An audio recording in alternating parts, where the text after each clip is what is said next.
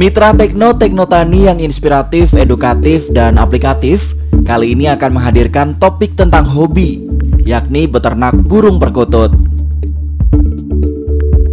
Seperti yang Mitra Tekno ketahui bahwa dalam budaya Jawa, perkutut merupakan burung dengan kasta tertinggi sebagai hewan kesayangan atau kelangenan. Bahkan di sebagian masyarakat, perkutut terkadang dihubungkan dengan hal-hal gaib karena dianggap keramat, sehingga bisa mendatangkan rezeki, menambah wibawa dan ketentraman rumah tangga. Begitupun sebaliknya, perkutut dengan ciri-ciri fisik atau katuranggan tertentu dapat membawa sial sehingga tidak semestinya dipelihara. Meskipun hal tersebut belum dibuktikan secara benar, namun tidak sedikit masyarakat yang terlanjur mempercayainya.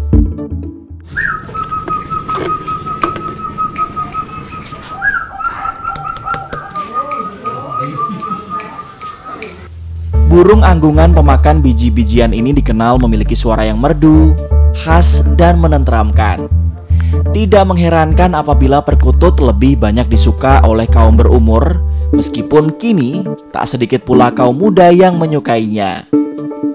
Bagi masyarakat Jawa, perkutut bukan burung sembarangan. Ia memiliki nilai filosofis tersendiri yang menjadi lambang keterangan batin sekaligus status sosial pemiliknya. Kebetulan saya itu usianya ya sudah lansia, sudah tua Pak. Jadi burung perkutut itu sakit menghibur saya.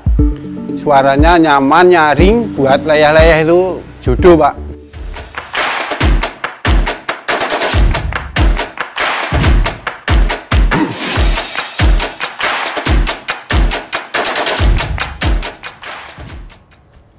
Mitra Tekno, apa kabar Anda hari ini? Kembali saya Aryo Bagus menjumpai Anda dalam Teknotani, inspiratif, edukatif, aplikatif.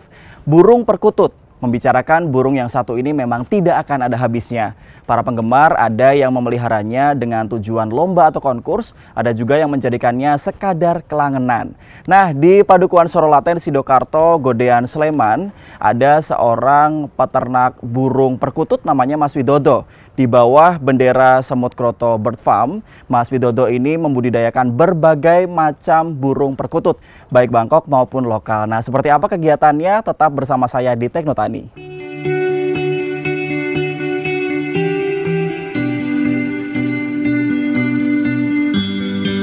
Nama Widodo tentu sudah tidak asing lagi.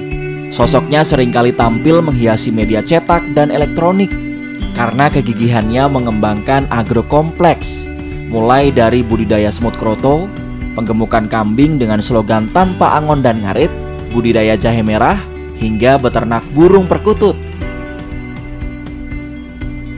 Sebagai breeder penyuluh swadaya, kabupaten ini memiliki 100 pasang indukan burung perkutut berbagai jenis, seperti perkutut Bangkok,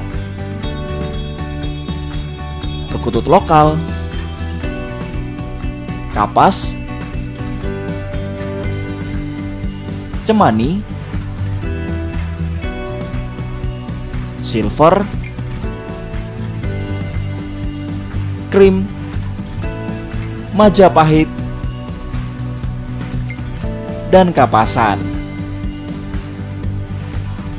Semua indukan burung perkutut yang diternakan memiliki garis keturunan atau terah yang jelas, sehingga produk perkutut Semut Kroto Bird Farm dapat diperhitungkan kualitasnya. Nah, Mitra Tekno, sudah ada Mas Widodo, seorang breeder burung perkutut begitu ya Mas ya? Betul, betul. Jadi ini saatnya saya untuk menggali lebih dalam terkait dengan burung perkutut.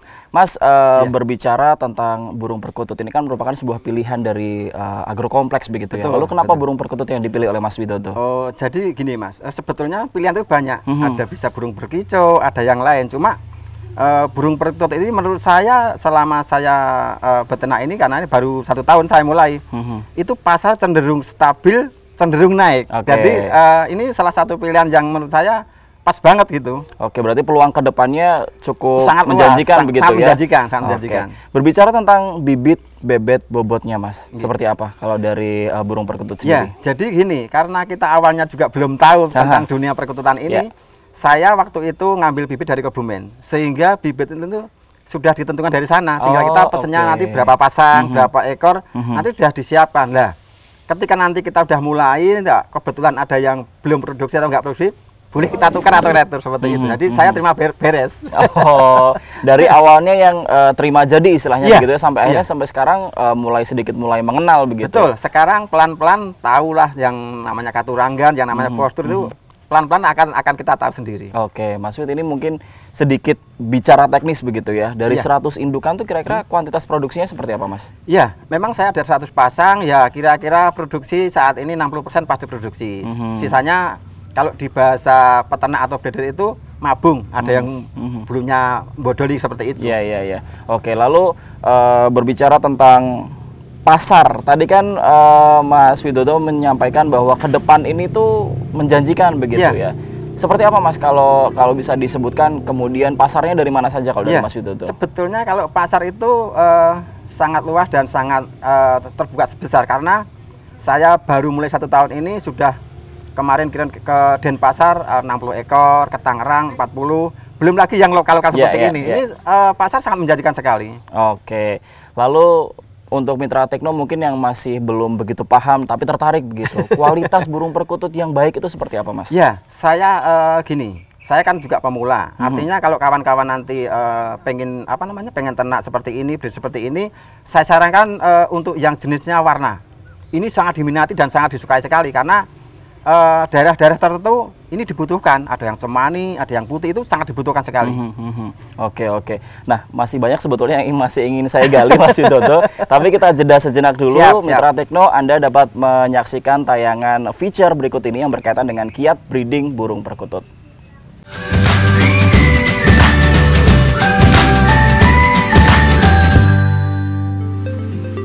Beternak perkutut diawali dari persiapan kandang. Widodo menggunakan kandang dengan ukuran panjang 90 cm, lebar 60 cm, dan tingginya 130 cm. Seluruh sisi kandang ditutup streamin dengan atap dan lantainya dibiarkan tanah. Kandang diberi pintu untuk akses memberi pakan dan minum, mengecek telur atau piyian, dan memanen burung perkutut. Kandang dilengkapi dengan fasilitas tempat pakan untuk biji-bijian, tempat pakan untuk BR, tempat minum, 2 buah tenggeran atau pelangkringan, 1 buah sarang buatan yang diletakkan di sudut sisi bagian atas kandang, dan daun cemara kering sebagai bahan bagi burung untuk membuat alas sarang. Setelah persiapan kandang selesai, langkah selanjutnya adalah pemilihan indukan. Pastikan indukan berkelamin jantan dan betina,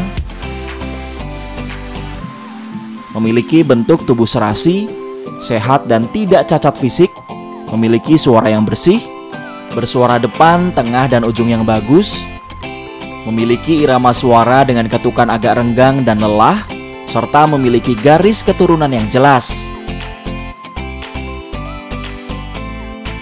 Setelah indukan terpilih berjodoh, maka dapat segera dipindahkan ke kandang pengawinan agar berkembang biak.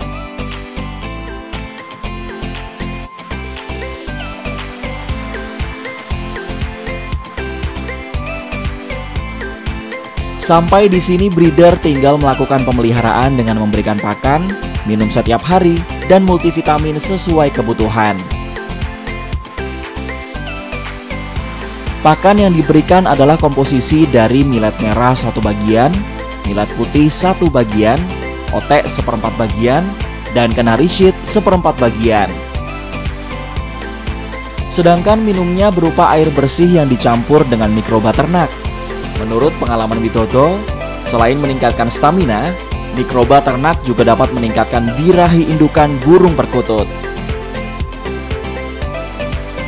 Setelah perkutut betina dikawini oleh pejantan, maka akan bertelur. Jumlahnya 2 butir. Telur-telur tersebut akan menetas setelah dierami selama 14 hari. Pada saat itu BR pakan diberikan agar diasup oleh piyian melalui suapan indukan perkutut. Setelah berumur 8-10 hari, piyian dapat dipindahkan ke kandang burung puter untuk dilanjutkan pengasuhannya. Namun dalam proses ini Widodo sekaligus melakukan pemasangan tagging atau ring di kaki piyian burung perkutut. Selain telaten menjadi pengasuh, pemindahan ke kandang burung puter ini bertujuan untuk mempercepat atau meningkatkan produksi. Karena tak lama setelah pian dipindahkan, induan perkutut akan segera kawin dan bertelur kembali. Lebih kurang umur 25 hari atau setelah ditandai, pasangan burung puter menolak keberadaan anakan perkutut di kandangnya. Anakan tersebut dapat segera dipindahkan ke kandang umbaran. Memasuki umur ini biasanya anakan burung perkutut sudah mandiri karena bisa makan dan minum sendiri. Harga burung perkutut produksi Semut Kroto Bird Farm rata-rata Rp300.000 per ekor. Sedangkan untuk jenis-jenis tertentu bisa mencapai Rp350.000 per ekor, bahkan lebih, bergantung kualitasnya. Teknotani, inspiratif, edukatif, aplikatif.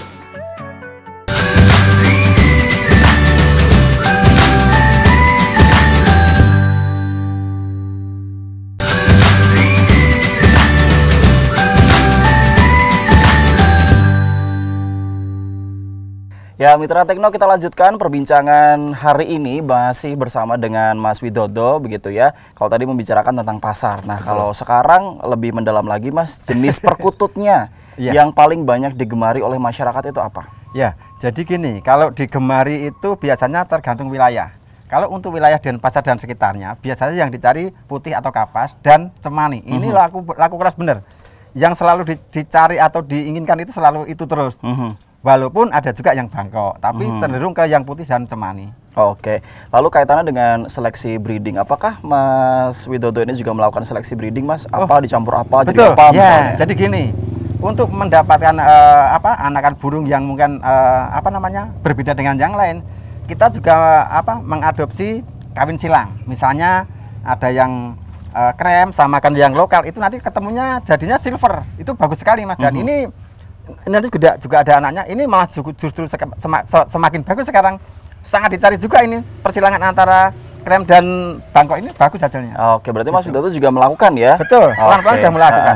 Oke, nah untuk menjaga kualitas kemudian stamina, ini kan tidak sedikit begitu ya breeder yang menggunakan aneka rempah. Seperti apa Mas? Betul, kalau kita yang kita gunakan untuk rempah hanya kencur Mas. Kencur kita parut, nanti kita campur di pakan.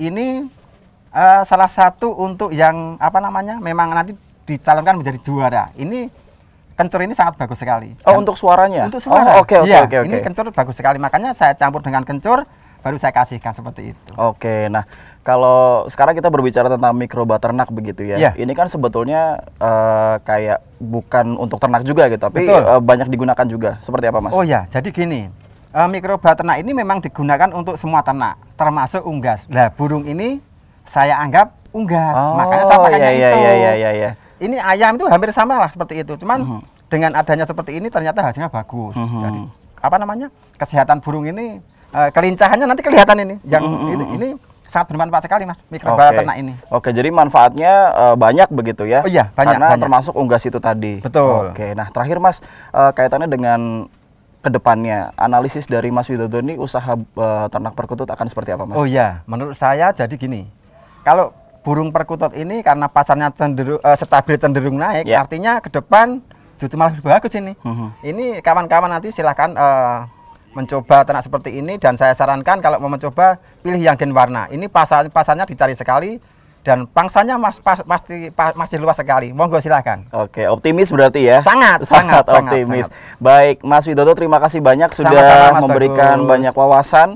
Nah, karena Teknotani itu identik dengan sertifikat Mas, jadi akan saya berikan sebagai kenang-kenangan dan juga sebagai tanda bahwa saya tuh sudah ngobrol begitu dan juga berbincang dengan terima kasih Teknotani, terima kasih TVRI, semoga berjaya selalu. Baik, dan Mitra Tekno, setelah ini saya masih akan berbincang dengan pengusaha sangkar rajut burung anggungan. Jangan kemana-mana, tetap di Teknotani, inspiratif, edukatif, aplikatif.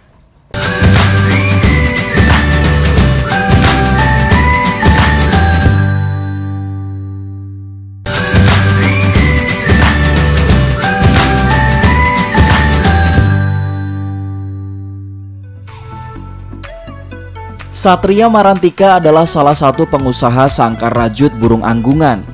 Ia bertanggung jawab menyediakan bahan baku, menginovasi, dan membuat pemasaran kepada lebih dari 20 perajin sangkar yang ada di Kalurahan Argomulyo, Moyudan Sleman, dan Argosari Sedayu Bantul. Kalurahan Argosari Sedayu Bantul telah dikenal sebagai sentra pembuatan sangkar burung sejak 1960. Awalnya para perajin memproduksi sangkar burung klasik.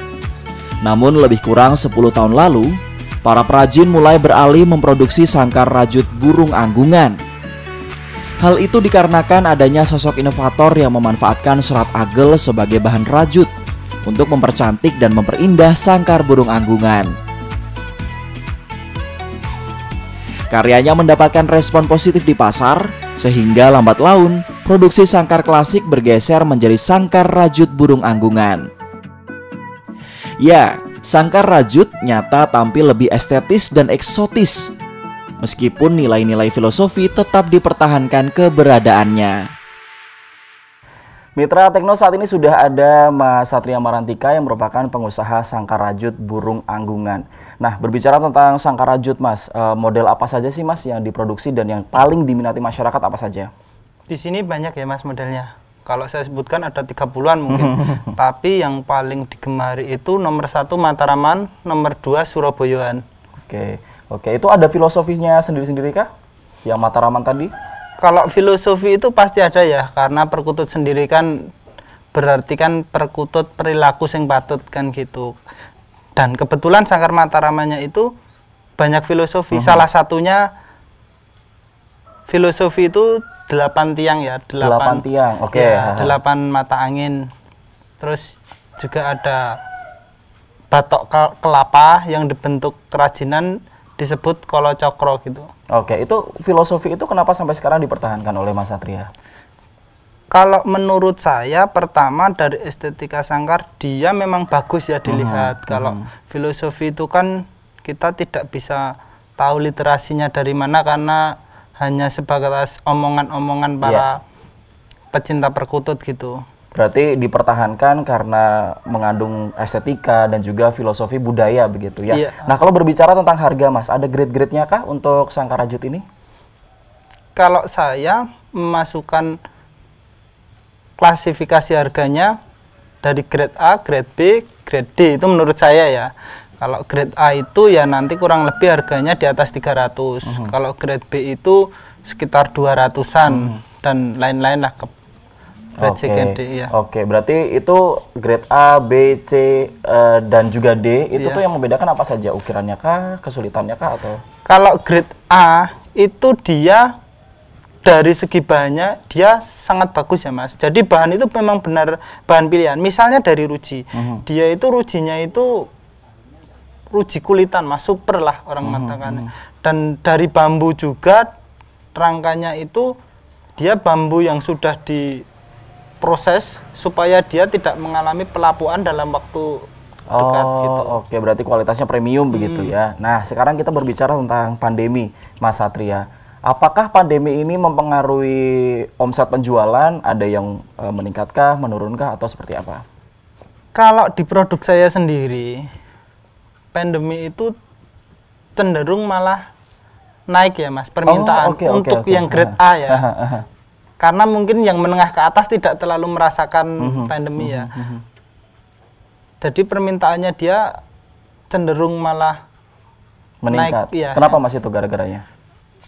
Mungkin orang kan kalau namanya pandemi itu kan tidak boleh pergi ya, Mas. Orang jenuh, dia tidak boleh kerja, dia tidak boleh bersosialisasi, dia jenuh di rumah. Nah, salah satunya itu pelariannya ke memelihara burung perkutut gitu, untuk langganan di rumah gitu. Nah sekarang kalau untuk kualitas, Mitra Tekno yang ada di rumah mungkin boleh diberitahu, Mas, kualitas yang bagus dari sangkar rajut itu apa saja? Pertama, bahan itu harus pilihan ya, Mas. Karena namanya bahan baku, kalau kita bikin sangkar udah 1 tahun dia udah diserang hama kan, ya kita tidak bisa menyebutnya dengan kualitas. Yang kedua, dari segi bentuknya juga, kalau orang Jawa menyebutnya demes gitu ya, Mas. Demes, proporsional gitu. Ya. Ketiganya yang pasti kokoh. Dan pasti detailnya dari kerapian itu bisa dipertanggungjawabkan. Oke, oke. Nah, Mas, mungkin singkat saja. Tadi saya sempat mendengar Masio. Boleh dijelaskan Masio itu apa, Mas? Masio itu adalah doa saya. Manusia yang selalu istiqomah. Jadi saya harus berusaha terus untuk jadi lebih baik. Wih, konsisten ya berarti Iya. ya. Oke, Mas Satria Marantika, terima kasih banyak sudah bergabung dan berbincang mengenai Sangkarajut ini. Dan bukan Teknotani Mas namanya kalau tidak ada kenang-kenangan gitu ya. Untuk Mas Satria, ini monggo diterima sertifikat dari kami, tim Teknotani. Mitra Tekno, inilah akhir dari jumpa kita di Teknotani episode hari ini. Anda dapat mengirimkan saran dan komentar melalui WhatsApp di nomor 081 726 1681. Simak terus Teknotani yang masih akan menghadirkan topik-topik menarik untuk Anda, Mitra Tekno. Dan sebelum berpisah akan ada segmen tips yang sayang sekali jika Anda lewatkan. Akhirnya saya Rio Bagus pamit undur diri. Teknotani inspiratif, edukatif, aplikatif. Sampai jumpa.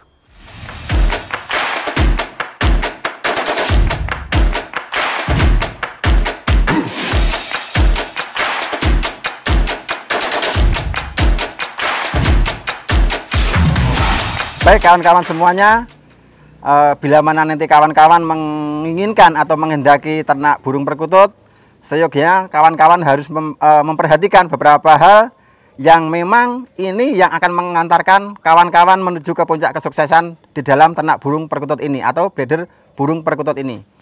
Yang pertama, kalau kawan-kawan belum tahu dan tidak mengetahui tata caranya, seyogianya kawan-kawan serahkan saja untuk pemilihan bibit semuanya ke peternak yang sudah besar. Artinya kalau peternak sudah besar, dia nggak akan menipu dan dia pasti akan memberikan yang terbaik buat peternak-peternak pemula, sehingga ini akan menghantarkan kawan-kawan ke jenjang yang lebih sukses.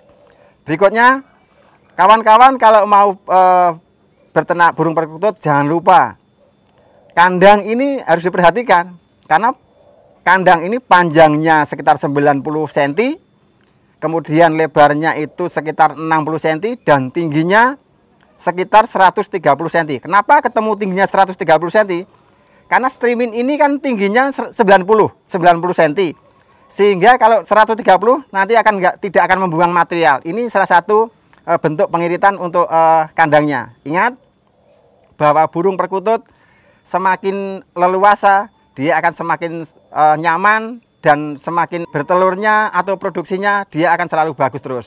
Yang kedua, kawan-kawan juga harus perhatikan bahwa burung ini perlu yang namanya nutrisi, perlu yang namanya vitamin. Jadi jangan hanya dibiarkan seperti itu, perhatikan makan minumnya sehingga dia juga akan terpenuhi nutrisinya untuk mendongkrak produksi burung tersebut. Yang ketiga, kawan-kawan juga harus tekun, harus telaten, harus ulet dalam berbudidaya ini. Karena apa? Nanti di perjalanan, kawan-kawan jangan heran kalau ada kematian, ada yang lepas, itu wajar. Bahkan hari ini pun saya sudah lepas 2 ekor. Kalau satunya 450, saya sudah kehilangan 900.000. Tapi ini proses, nggak ada masalah. Jadi kawan-kawan, tekun, ulet, sabar, telaten, semua harus ada, sehingga akan diketemui yang namanya sukses. Teknotani, inspiratif, edukatif,